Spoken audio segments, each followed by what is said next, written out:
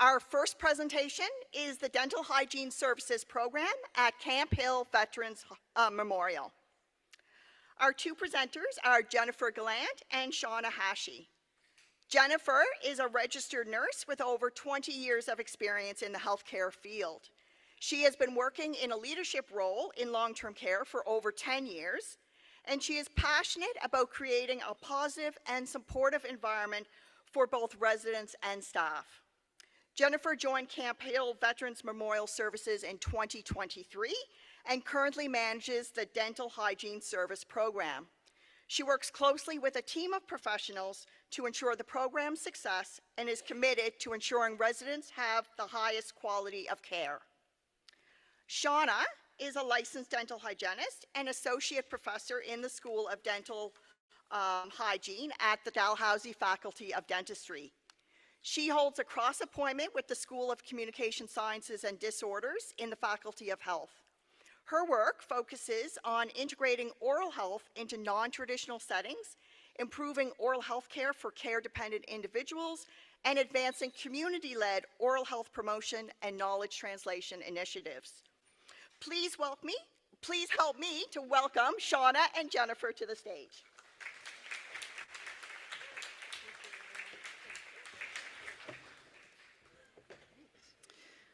Good afternoon, everybody. Thank you very much for the opportunity to be able to present our promising practice of dental hygiene, bringing dental hygiene to the bedside from the Camp Hill Veterans Memorial Building. I'm Jennifer, and this is Shauna.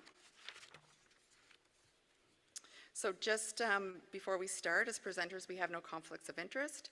There's no sponsorship for this activity, and our intent is to increase awareness of opportunities for the dental hygiene practice in long-term care. So we will begin with some background information, an overview of our pilot program at the VMB, and then the results, and then finally where we would like to see the program grow in the future.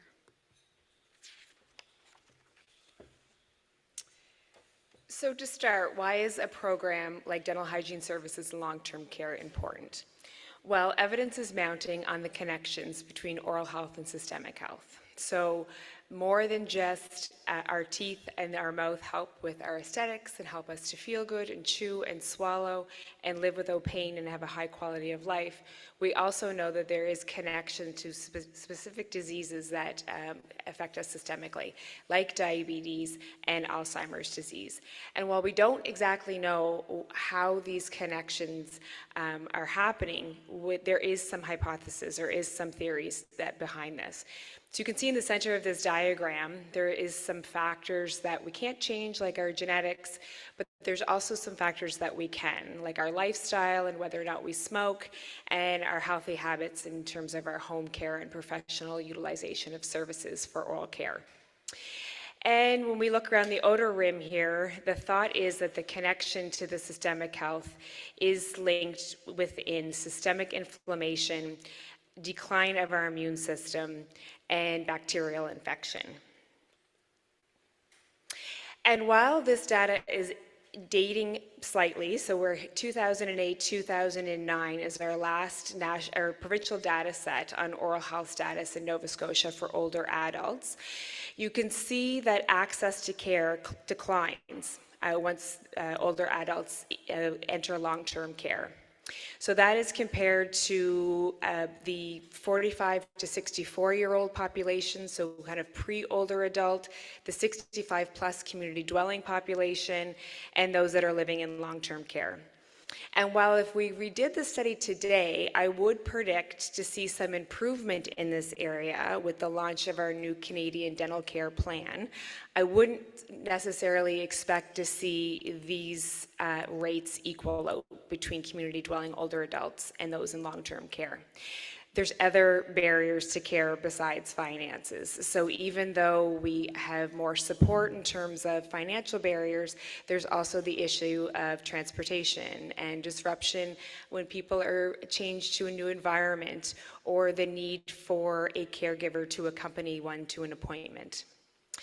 In the second set of graphs, you can see here that, along with the fact that we're less likely to access care, older adults in long-term care are more likely to have decay and to experience periodontal conditions or gum disease, and they're less likely to get the daily care that they require.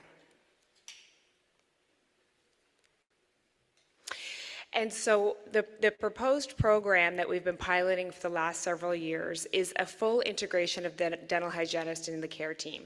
So typically what we're used to is that we have our medical care system, and then dental or our mouth has been segregated from that into the private sector. And so a lot of it is really dependent upon whether or not you can afford care and have access to that care. So what we are proposing is to have the dental hygienist be a part of the staff and be a part of the care team to provide wraparound supports for both the individual and the frontline care providers.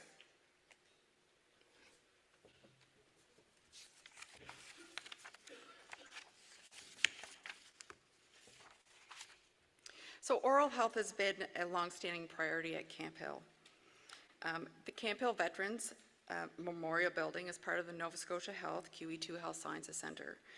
We are a long-term care facility with 108 veterans and 67 non-veterans who come to us through the Department of Seniors and Long-Term Care.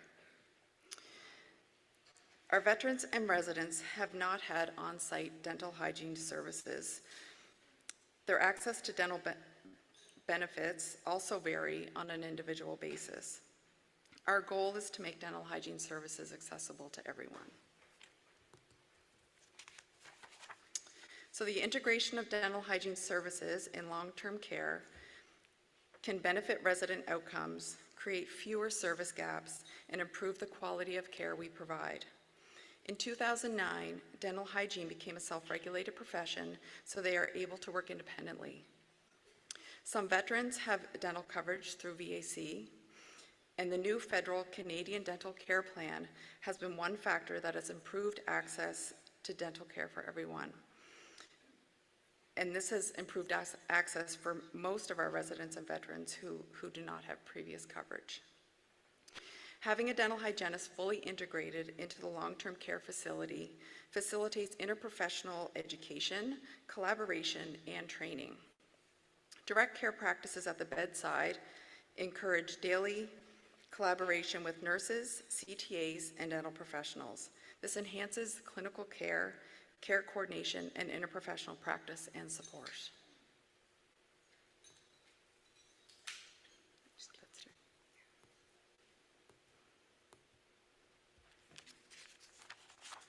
So we're very fortunate to have been able to hire Sonia. She's our dental hygienist.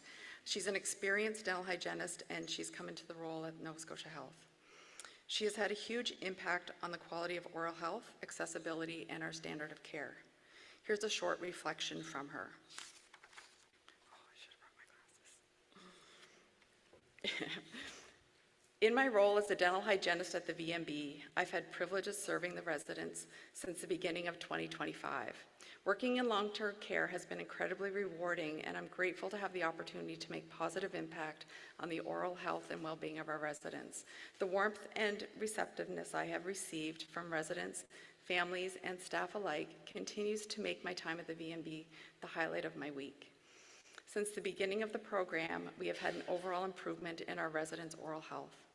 Residents are reassured that most of their oral health needs will be assessed, addressed, and clearly communicated to family members, hospital staff, and other oral health care providers.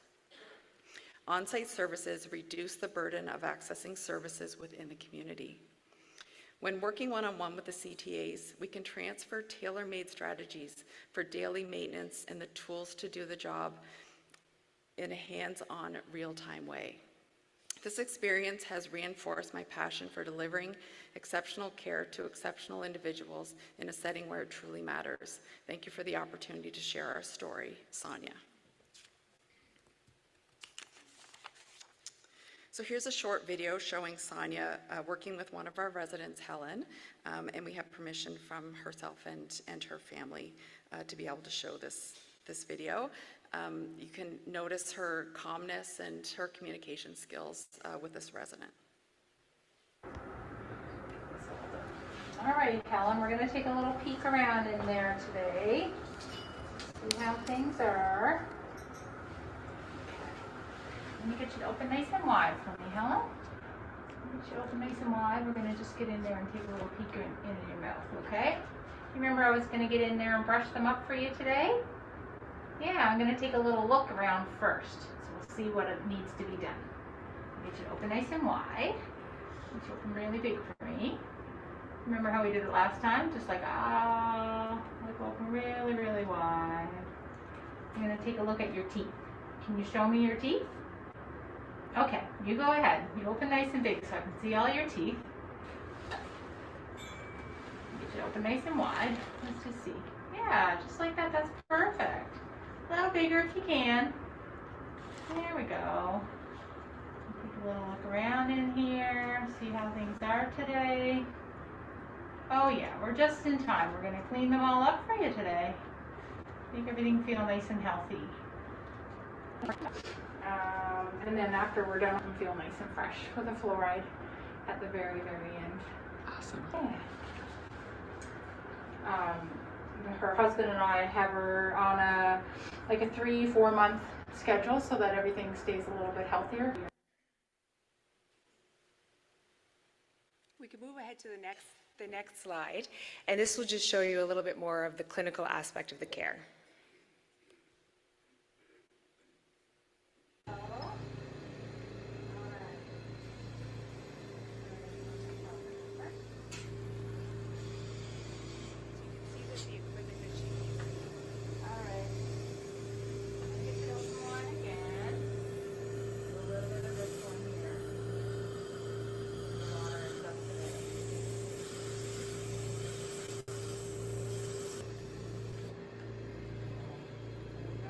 Basically just do that around the whole mouth, just kind of section by section, and then I'll go back over after and do a little bit by hand and polish a few spots where there's a bit of stain on the end, and floss, fluoride, and we're done. So she's using mobile equipment. Sonia prefers to either have the resident in their bed or back in their, if their wheelchair is able to recline. She could also be using a mobile patient chair as well. And the instrument that she had in her hand is called airflow technology, so it's fairly new. But imagine it like the most gentle, soft spray of powder that will really essentially just blast that plaque biofilm off the teeth, which we know is really the main determinant to getting root cavities in this population and aspiration pneumonia. And we also have Poppy. So we're very fortunate to be able to have Sonia incorporated into our orientation of our new staff, and we use Poppy as our simulation person to help us out. So as she's orientating new staff, she's able to show them in the moment good techniques and different techniques based on best practices and things like that. And so yeah, we're very fortunate to have those tools. So since 2024, we've had over 80 dental hygiene visits. Each person would have an initial assessment and a treatment, and many are returning for the recommended every 3-month visit. Because they have a dental hygienist on site, she's able to go to the room, which is much easier for the family to access. It decreases stress to the resident, but by being able to stay in their familiar environment. And families do not have to organize off-site transportation or appointments in the community. So here's just a short clip from Helen's husband and kind of the impact it has on his life.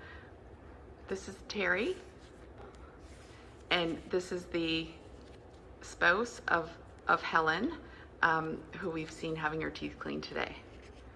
So Terry, what are the benefits of having dental hygiene services available at the Veterans Memorial Building? It's a very convenient and very friendly. And Helen is very relaxed because she sees the same person, and she's very comfortable. In fact, she's having it done as we speak. And I poked my head in and seen her smiling. So, and her teeth look wonderful after she's finished. And we have a great dental hygienist here who's working with us once a week. How frequently does Helen have her teeth cleaned? She has it 2-3 times, at least 3 times a year and possibly 4. And I attribute her good dental hygiene with the service she's getting here. How has it benefited having the service in the building? Very convenient because she doesn't have to leave and go out for a half-hour ride to go and see her regular dentist. She's very comfortable. She gets up, sits in the chair, and they treat her wonderfully. So it's a very good convenience. Well, thank you very much. We hope Helen had a great service today. Well, it looks like she did. So far we've seen a 50% improvement in the oral health status of the residents. And of the other 50%, these are indicators that additional support is needed so that the dental hygienist can work with the frontline care team to improve upon the daily mouth care. And she's also applying silver diamine fluoride, which has been in use in Japan and Australia since the early 1960s and has recently been approved by Health Canada, and it will actually arrest or stop early areas of decay.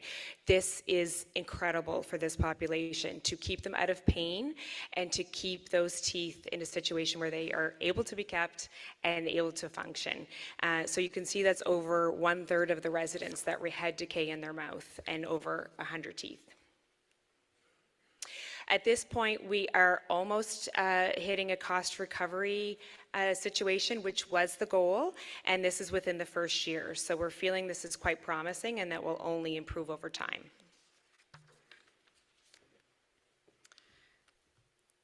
So best practice and within the dental hygienist scope of practice is the use of radiography. It's beneficial to be able to take x-rays at the bedside using a portable handheld x-ray machine. We can send x-rays to the dental offices and community, ensure that the residents are being referred to the proper place to get the proper care. Our longer-term goal at the dental program at the VMB is reconstruction of our current outdated dental clinic to a modern functioning clinic to provide on-site services that are outside of the scope of practice of the dental hygienist. And just lastly, our future goals also include some formal research and program evaluation to really look at the outcomes of this program, both from a caregiver burden perspective, the impact on oral health and systemic health, and the quality of life of the residents. We thank you for your time and for the Alzheimer's Society of Nova Scotia for inviting us to present to you today. Thank you.